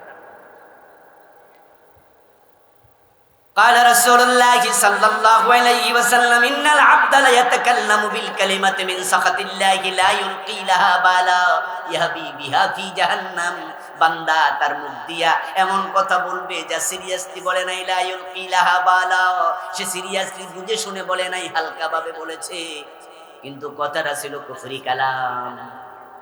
তাই একটা কথার কারণে আল্লাহ তাকে জাহান্নামের মাঝখানে ফেলে দেবে। কুফর কুফর। এই যে কয়দিন আগে আমাদের একজন নেতা টেলিভিশন সাক্ষাৎকারে তিনি বলেছেন যে আমরা শরিয়া আইনে বিশ্বাস করি না। এটা কি আপনারা শুনেছেন কেউ কেউ? আচ্ছা, না শুনলে ভালো, যারা শুনছেন শুনছেন। যিনি বললেন আমরা শরিয়া আইনে বিশ্বাস করি না, এটা কুফরি কালাম। কারণ শরিয়া মানে ইসলাম। আচ্ছা, ইসলামে যদি বিশ্বাস না করে ঈমান আছে না গেছে? হয়তো উনি এটা বোঝেনও নাই, কইলেছে। আরে ভাই, শরিয়া মানে হচ্ছে 5 ওয়াক্ত নামাজ, শরিয়া মানে রমাদানের রোজা, শরিয়া মানে চুরি করলে হাত কাটো, শরিয়া মানে মদ পান করো না করলে 80 বেত লাগাতে হবে, শরিয়া মানে জিনা করলে 100 বেত লাগাত করতে হবে, বিবাহিত হলে পাথর মারতে হবে, এগুলাই শরিয়া। এখন এদেশে ব্রিটিশরা আইন দিয়ে গেছে, যেমন ইসলামী আইন হচ্ছে আজান হলে দোকান খোলা থাকবে না বন্ধ হবে। ব্রিটিশ আইনে এটা আছে না। ইসলামী আইন হলো চুরি করলে হাত কাটা হবে, ব্রিটিশ আইন হলো চুরি করলে জেলে দিতে হবে। আমাদের দেশে কি হাত কাটার আইন আছে? ব্রিটিশটা আমরা মানছি। ইসলামী আইন হলো মদ পান করলে 80 বেত দিতে হবে। ব্রিটিশ আইন হলো যদি অনুমতি নিয়ে খায় অসুবিধা নেই, যেমন শেরাটন, রেডিসন, সোনারগা হোটেলে, সেখানে মদের বার আছে না, ওখানে পুলিশ কোনোদিন অভিযান চালাইতে শুনছেন? কারণ তারা অনুমতি নিয়ে দোকান খুলছে, সেখানে কেউ ধরতে যায় না। আর ইসলামের বিধান হলো ওমরের ছেলে মদ পান করেছে, তাকে রেহাই দেয়া হয়। মদ্যপানের অপরাধে প্রিয় পুত্রকে নিজ করে মেরেছ দোররা, মরেছে পুত্র তোমারই চোখের পরে। আমরা সবাই কিন্তু এমনি মাদক বিরোধী। যেমন আপনারা এখানে যারা আছেন, আপনার ছেলে আপনার ভাই মদ পান করুক, কেউ কি চান? এটা আমরা কেউ চাই? কিন্তু বাংলাদেশে মদ নাই, ইয়াবা, হেরোইন, ফেন্সিডিল, আফিম, আরো কত নামও তো জানি না সব। কেন? আমরা তো সবাই মাদক বিরোধী। মদ কেন? কারণ বাংলাদেশে রাষ্ট্রীয়ভাবে ব্রিটিশ আইন চলার কারণে তারা মদ বন্ধ করতে চায় না। এই 54 বছরে মাদক নির্মূলের কোন উদ্যোগ সরকার নেয় নাই। দেশের লোকেরা না হয় খাইলো না, এখন বিভিন্ন বিদেশি ডেলিগেট আসে তো আমাদের দেশে, আসে না? সাদা সামরার কত খ্রিস্টান মিস্টান ইহুদি আসে, তো কত হেরা যদি একটু মদ খায় তো কেমন হয়ে যায় না মেহমান মানুষ। আমি বলবো দোস্ত, তারা কি সৌদি আরব সফরে যায় না? কথা বলেন না কেন? সৌদি আরবে কি বিদেশি ডেলিগেট যায় না? তো সৌদি সরকার তো মদ দেয় না। তোমার দেশে আসলে পতিতা দিতে হবে কেন হোটেলে? তোমার দেশে টাঙ্গাইল শহরে কেন পতিতালয় থাকবে? তোমার দেশে কেন যমুনার তীরে পতিতালয় থাকবে? বিদেশি ডেলিগেটকে পতিতা হাওলাত দিতে হবে হোটেলে কোন কারণে? সৌদি আরবে তো দেওয়া হয় না। ইসলাম যখন মানবে, অর্ধেক ইসলাম না পুরো ইসলাম মানতে হবে। ওদখুলু ফিস সিলমে কাফ, ইসলামে পুরা ঢোকো। আমার বন্ধু, ঈমান কখন যে হুট করে কাটটা চলে যায় বলা যায় না। এই জন্য ঈমান ধরে রাখতে হলে কখনো কুফর করা যাবে না। কুফর গুলো চিনবেন। শিরক করলে ঈমান থাকে না, শিরিক গুলো চিনবেন। বাংলাদেশে শিরকের অভাব নাই, গ্রামে গঞ্জে শিরিক বেশি। আর যে এলাকায় ভণ্ডপীরের মাজার আছে ওখানে তো শিরকের বাজার মিলে গেছে। এই কিশোরগঞ্জে কি ভণ্ডপীরের মাজার আছে? থাকলে সাবধান থাকবে। পীর সাহেবের দোষ নাই, আমি জানি না যে পীরের মাজার দিয়েছে ওই পীর ভণ্ড কিনা আমি জানি না, এই জন্য আমি তার দোষ বেশি দেই না। দোষ দেই তার মুরিদদের, যারা ব্যাককল ওই মরা পীরকে নিয়ে ব্যবসার দোকান খুলেছে। দোষ দেয় আপনাকে যে আপনি একজন ব্যাককল। ব্যাককল বুঝেন তো? আকল কম। আচ্ছা, আপনি যে ব্যাককল না এটা কিভাবে প্রমাণ করবেন? আপনি যে পীর সাহেবের রওজায় গেলেন, যাই 100 টাকা দিলেন, 100 টাকা থেকে পীর সাহেব কত পায়? এই ভাই কন না, কোন কথা কন না, কত পাইছে?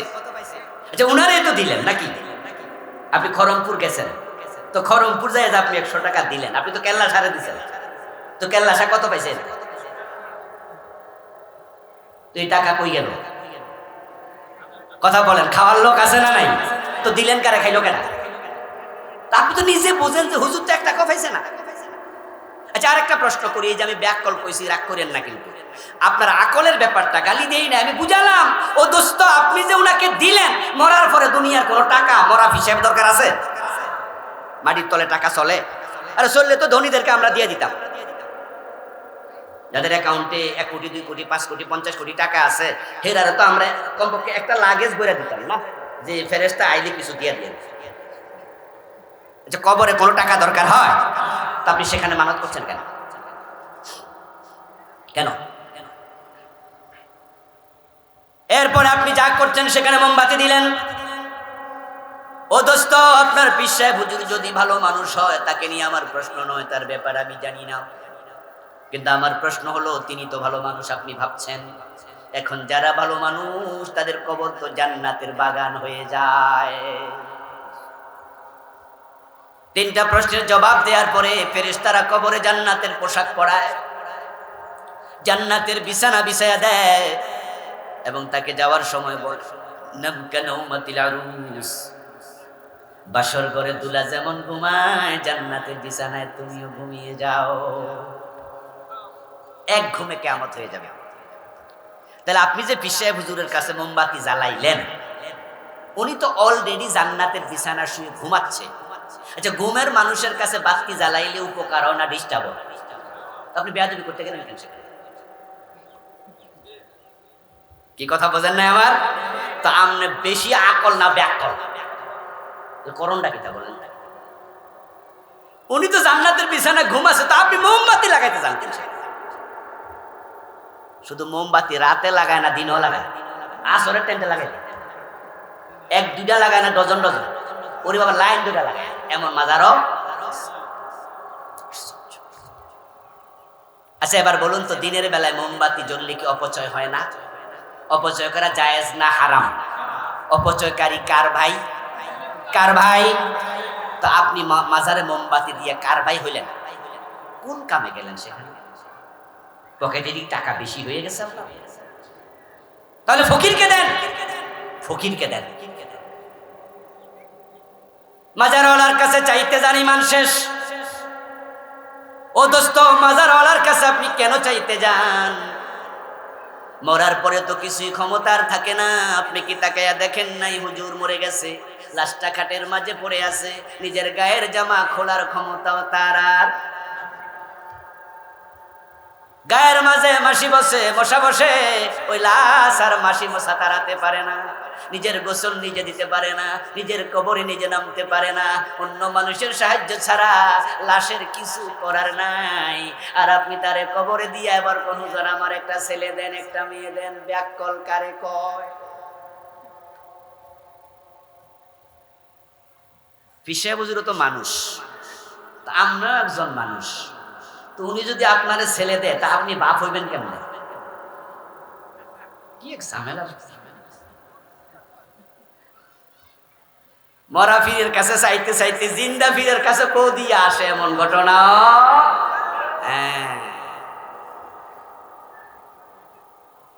আমেরিকা থেকে আসছে, স্বামী স্ত্রী দম্পতি, সন্তান হয় না, এক ভণ্ড পীর জীবিত এসে দোয়ার জন্য আসছে। হুজুর বলছে যে আপনি 1 সপ্তাহ রেখা যান, আমি দোয়া করে দেবো। বউরে 1 সপ্তাহ রেখে গেছে, ঠিকই পরে বাচ্চা হয়েছে।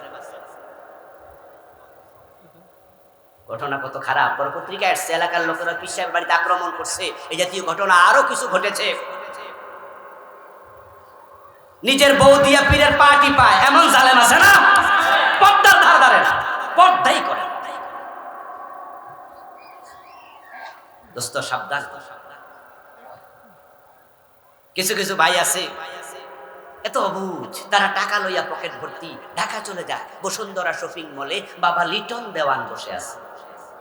উনার কাছে কেন যায়? হাতের রেখা দেখাতে। উনার কাছে কেন যায়? আংটি কিনতে।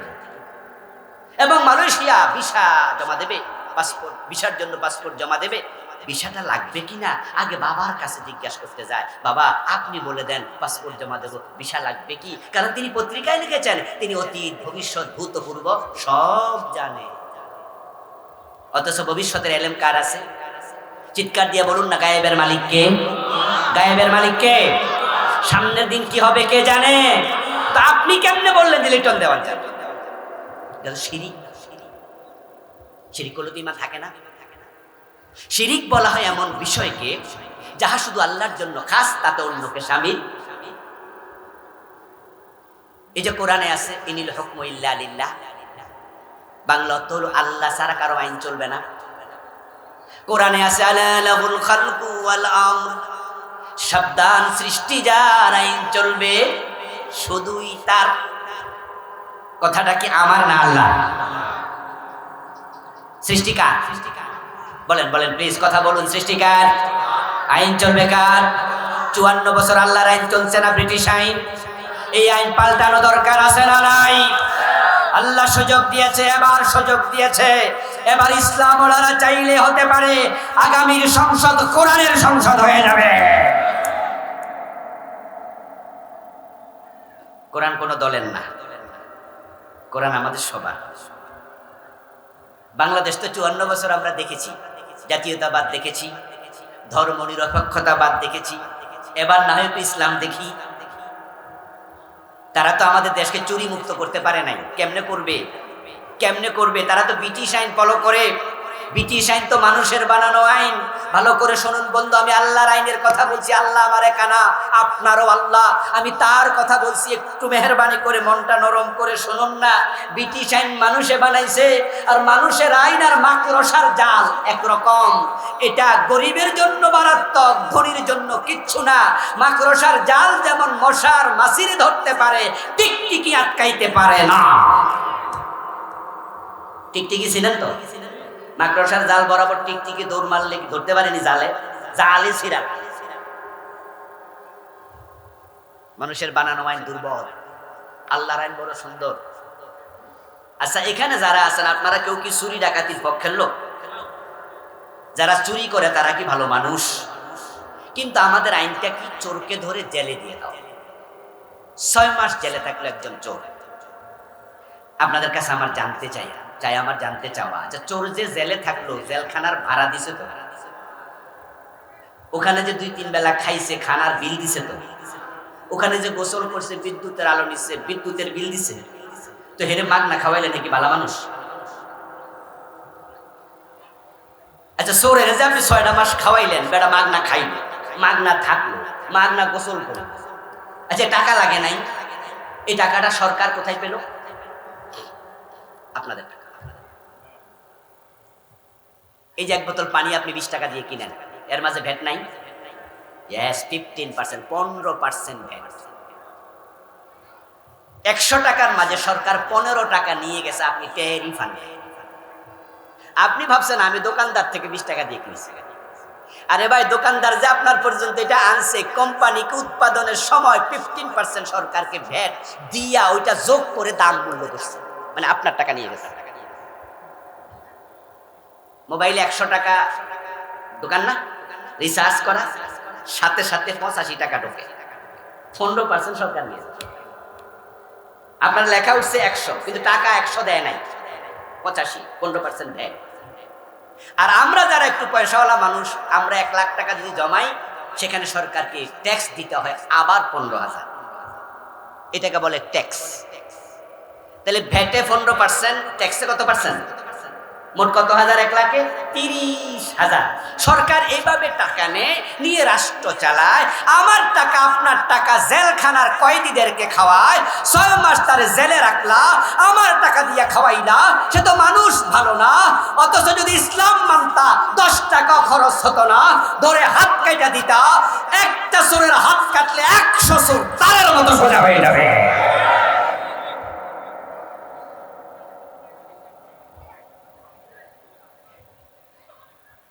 দোস্ত, ইসলাম কত সুন্দর। আরে ভাই, যেটা দিয়া কোপ দিয়া হাত কাটে, ওটা কি প্রতি চোরের জন্য আলাদা একটা কিনা লাগবে? দরকার আছে নি কোনো?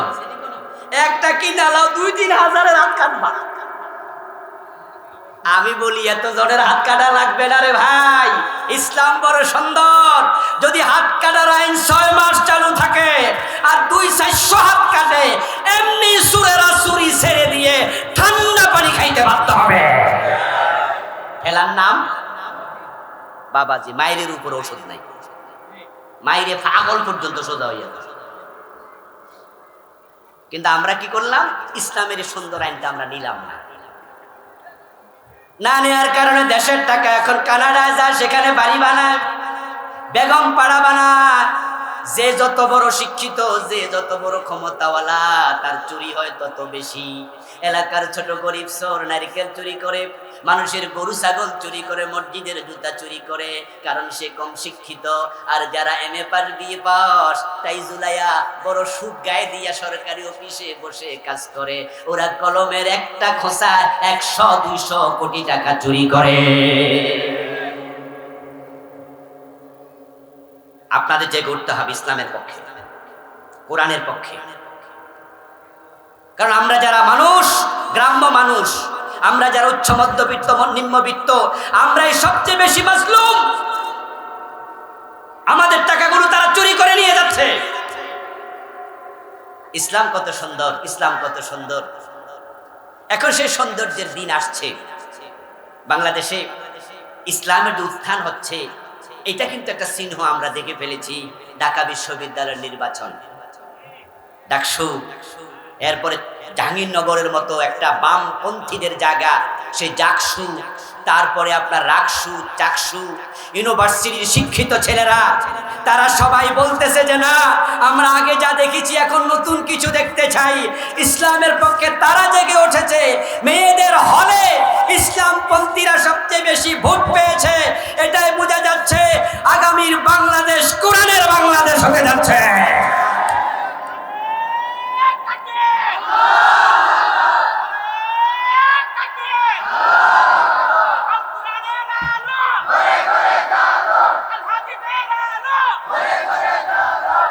আচ্ছা প্রিয় ভাইয়েরা, ধরেন কিয়ামত পর্যন্ত বাংলাদেশে ইসলাম ক্ষমতায় আসলো না, এতে আল্লাহর কোনো ক্ষতি হইব? কথা বলেন না প্লিজ, আল্লাহর ক্ষতি হইব? ক্ষতি কার? আমরা যারা ইসলামের পক্ষে থাকতে পারি নাই। ক্ষতি কিন্তু আপনার।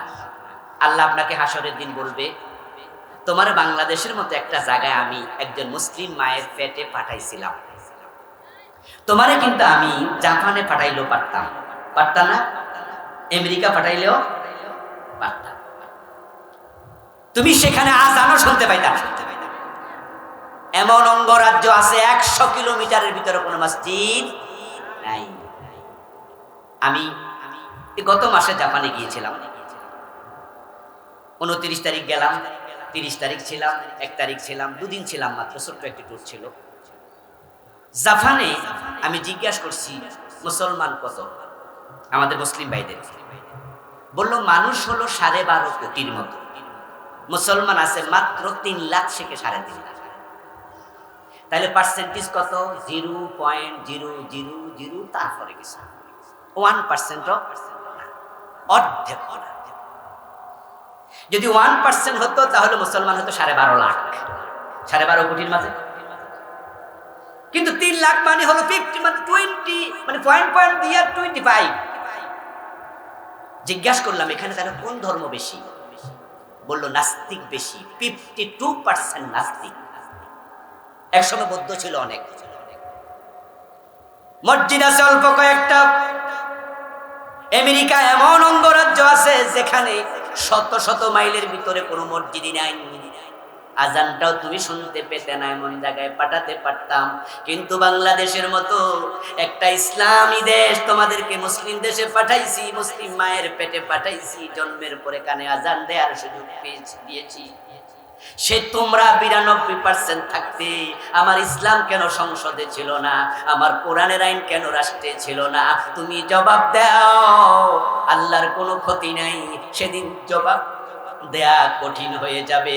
আল্লাহ যদি বলে তোরে আমি জান্নাত দেব না, উপায় নাই। ইসলাম কোন দলের ধর্ম না, ওই যে অমুক দল তমুক দল, নো। ইসলাম আমাদের সবার, ইসলাম আসলে সবাই লাভ। একটু কল্পনা করেন তো, চোর ধরে হাত কাটার আইনের কারণে 2 মাস 6 মাস 1 বছর 2 বছর চলার কারণে এই দেশে ধরেন আর চুরি নাই, তাহলে আমরা সবাই নিরাপদ হয়ে যাব না? হিন্দু ঘরের দরজা খুলে ঘুমাবে, হিন্দুর ঘর আর চুরি হবে না, জেনা ব্যভিচার থাকবে না, জুলুম থাকবে না, কেউ কাউকে মারবে না। কেমনে মারবে? ইসলামের বিধান আল কিসাস। কেউ যদি আপনার একটা ঘুষি দেয় আর আপনি হাকিমের কাছে গিয়ে বলেন যে অমুক আমার একটা ঘুষি মারছে, ও এলাকার চেয়ারম্যান, আমি হচ্ছি রংপুরের বাসিন্দা, এলাকায় রিক্সা চালাইতে আইছি, কিন্তু চেয়ারম্যান সাহেব রিক্সায় ওইটা আমার ভাড়া কম দিছে, এজন্য আমি একটু বাকবিতণ্ডা করছি। চেয়ারম্যান সাহেব, আপনি আমার 20 টাকার জায়গায় 10 টাকা দিচ্ছেন। উনি রাগ করে একটা থাপ্পড় মেরে দিয়েছে। আদালতের হাকিম, আমি আপনার কাছে বিচার চাই। ইসলাম হচ্ছে কুতিবা আলাইকুমুল কিসাসু ফিল কাতলা, হত্যা করলে হত্যা করো। আল আইনু বিল আইন ওয়াল আনফু বিল আনফ ওয়াল উযুনু বিল উযুন। কেউ তোমার নাকে ঘুষি মারছে, আদালত বলবে ডেকে আনো, হাকিমের সামনে দাঁড় করায়া বলবে, এই চেয়ারম্যান, রিকশাওয়ালাকে থাপ্পড় দিলা, এই রিকশাওয়ালা, তুমি চেয়ারম্যানের গালে ঠিক ওই পরিমাণ ওজনে একটা থাপ্পড় ফিরে। রিকশাওয়ালারে কিলাইয়া মাটিতে শোয়াইয়া দিল চেয়ারম্যান। রিকশাওয়ালার ইজ্জত যায় না, এত গরিব মানুষ, কিন্তু চেয়ারম্যান একটা থাপ্পড় মারলে পরের বার চেয়ারম্যান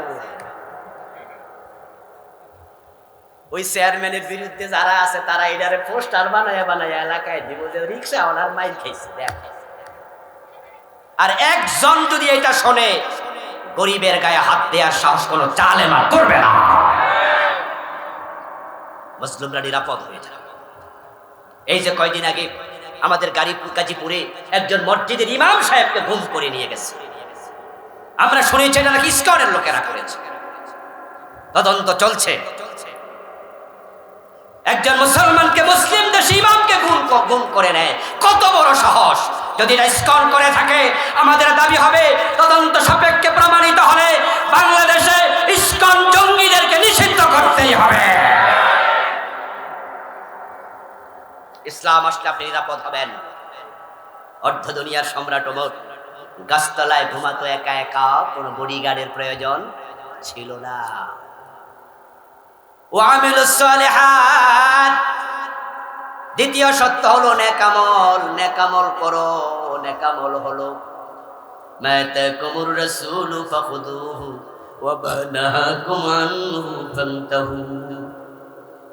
আমার রাসূল যা করতে বলেছেন করো, যা ছাড়তে বলেছেন ছাড়ো। শুধু নামাজ, রোজা, হজ, যাকাতের নাম নেকামল নয়, এগুলোর সাথে সাথে যত হারাম আছে সেগুলো বর্জন করিতেই হবে। সুদে টাকা আনবেন না, সুদ লাগাবেন না।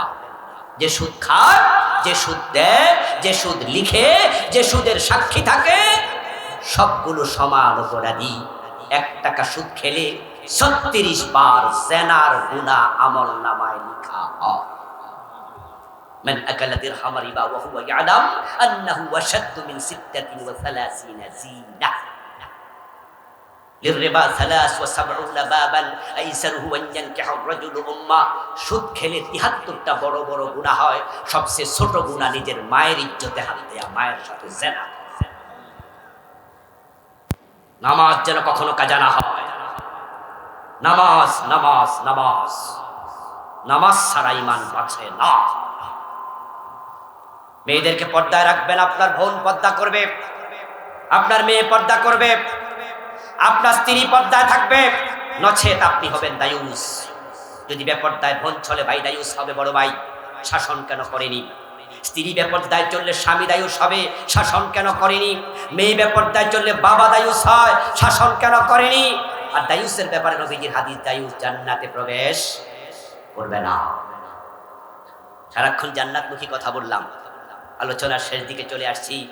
আল্লাহর কাছে দোয়া করছি, আল্লাহ আজকের সামিয়ানার নিচে যেভাবে আমরা একসাথে বসেছি, আমাদের সকলকে তোমার জান্নাতে একসাথে প্রবেশ করার তৌফিক দাও। সবাই বলেন আমিন।